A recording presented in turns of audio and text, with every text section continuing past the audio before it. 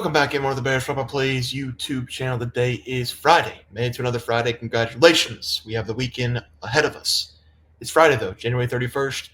I'm back. A couple more plays to break down for college basketball. A couple pretty good games to break down as well. Before we get into those plays, let's talk about the games we had on Thursday. Swept the board 4-0, but I'm only going to be able to count 3-0 unless somebody helps me out on one of them. The one I could not find anywhere was Rowan Brumbaugh of Tulane to go over his total points. He was the leading scorer in this game, I think, for both sides, but definitely for Tulane. I think he had 20-plus points in the game. I stopped looking at him after he scored 14 points, just kicking myself because I couldn't find it anywhere. FanDuel, PrizePicks, DraftKings, nowhere to be found. I saw a bunch of Memphis props, just nothing for Tulane. So hopefully somebody can get it, tell me, I can count it as a win. But we're going to take the 4-0 day, 3-0 day, really. Nebraska money line, it was 70-70. Nebraska had the lead the entire game. The announcer goes, 8 seconds left. Nebraska had the lead the entire game. Illinois chance to win it. And I thought, well, there's the jinx. Illinois is going to hit a dagger right in my heart. And they had a decent look. Miley on the baseline, right baseline, hit every part of the rim, bounces out. Nebraska, though, in overtime, just momentum of the crowd, momentum of the game, energy of the crowd. They just tore them apart. Illinois couldn't make a shot in overtime.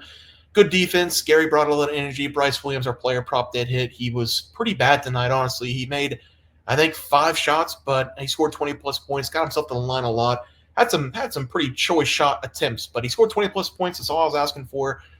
He did help them win that game. And the other one we had was Memphis, minus 5.5, going up against Tulane. Again, a game that was back and forth the entire way, but Memphis wins the last 5 minutes, outscores Tulane by, I think, 9 points in the final 5 and win that game by 14, I believe it was, for the final score. Low-scoring game in that one as well. Not what I was expecting for a Memphis win, but we will take it. We'll take it any way we can get it. 4-0, 3-0 right now, looking for someone to bail me out on that Rowan pick. But let's move on to tomorrow.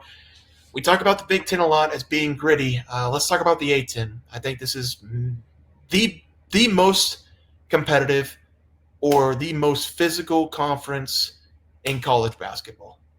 VCU, Richmond, Dayton, SLU, St. Bonaventure, St. Joe, these teams, they beat the shit out of each other. And St. Louis went on the road against VCU. They did not win that game, they did win that game, sorry. But we got one hell of a fight.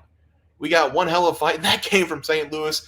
Punches thrown, people kicking, people screaming. I love that kind of energy for these conference battles. They're coming off a win against VCU by 9 points. Now they're going to go back home against Dayton. They are pretty good at protecting their home floor this season, last season, and seasons before. Doesn't really matter about these two teams. You can kind of throw out the record book.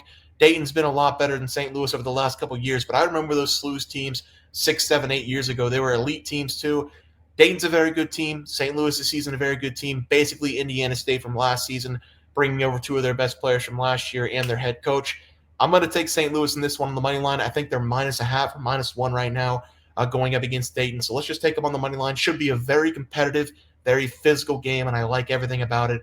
Give me St. Louis here on the money line as the play. Let's go over to the next play for tomorrow. We're going to be looking at Indiana going up against Purdue. You do not misread the final score. I am calling for the upset, much like I did with Michigan going up against Purdue. We all know how that worked out for me. Michigan got their asses kicked, and I got to watch the entire game as punishment. And punishment, served. I'm out. And I'm going to make the same mistake. Give me Indiana, 80-79 over Purdue. I'm going to take the points, plus 13.5. Feels like, or 12.5, sorry. Feels like a ton of points because Purdue, the guard play in that game against Michigan was incredible. I mean, if you watch the first 10 minutes in that game, they literally could not miss a shot. Didn't matter where it was, 3-point line, mid-range jump shot, running, floating layups. Did not matter. Purdue was not going to miss in that game. This is going to be their first game back. They're going to be at home. This is the first game back in 7 days. Indiana coming off back-to-back losses, Northwestern and Maryland, 2 teams that they really should have beat. Desperation time for Indiana. I think they at least cover the spread. We might even get an upset. Indiana down low's got 2 monsters, Ballo and Malik. I'm going to talk about one of them on these player props, but I think down low they can dominate this game. They're going to be very physical. I think they out-rebound them. I'm going to take Indiana to win this game outright, but I'm going to take the points just to be safe, plus 12.5 as the final game pick there. Let's go over to some player props for tomorrow. We're going to be talking about that St. Louis game.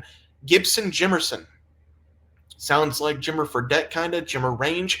It's not. This is a 6-year senior for St. Louis. The only guy who stayed for St. Louis that mattered to them. 17.6 points per game this season.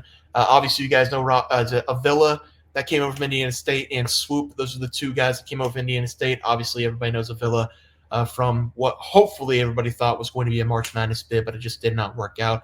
They are now playing in a different conference in the A10, brought their head coach. This is a really good team. Those two guys this season, Jimerson and Villa, 17-plus points each. I'm going to go with the guy who's been with St. Louis for 6 consecutive years. Give me his over total points in this game against Dayton. Typically, we see Dayton as a team who's top 50 in the nation on the defensive side. That's just not the case this season. They're actually in the middle of the pack this year, which is kind of different for Dayton, but I love it because we're going to see a lot of points, I think, in this game from Jimerson. He has been very good for them over the last several games, coming off a 26-point game on the road against VCU. Had 3 threes in that game. He has been camping on the perimeter. He's attempted 9+ threes in 2 of the last 3 games, no less than 7 over the last 3.